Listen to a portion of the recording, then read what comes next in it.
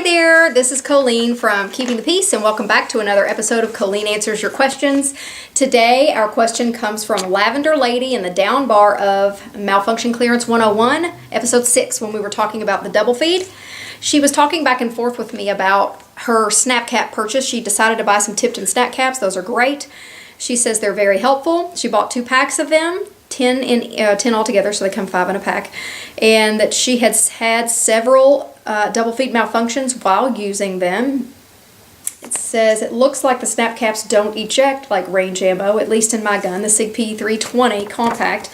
Is it common for snap caps to do this? If not, should I consider purchasing a different brand of snap cap, or just keep working with these and get better at clearing the malfunctions? Okay, I think this has come up several other times in regard to snap caps in the down bars.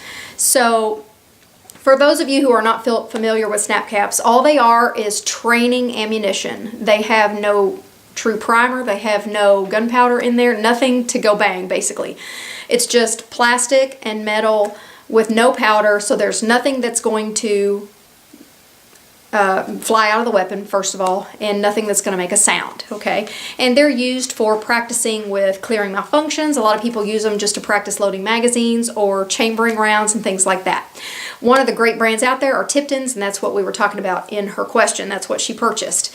And I will link down below some of the videos I've done on snap caps in the past, because they've come up in this Colleen Answers Questions series quite a bit. So why don't they...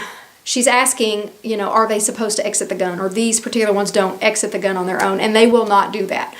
When you are firing live ammunition, the reason why the empty casings eject is because you have that firing of the one in the chamber, and it's actually causing pressure that's moving your slide to the rear.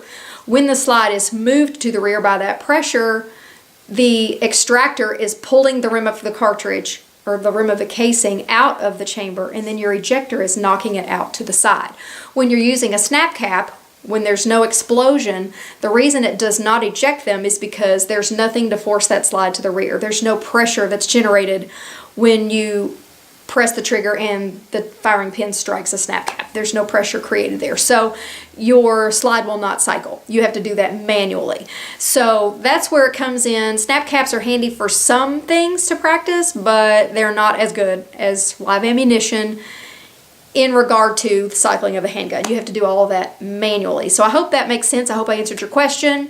If anybody else has any questions about that, leave it down below and we'll do it in another episode. And if you have any comments that might help her further that I didn't mention, go ahead and put that down below also. Thanks for watching, and we'll see you in the next episode. Bye.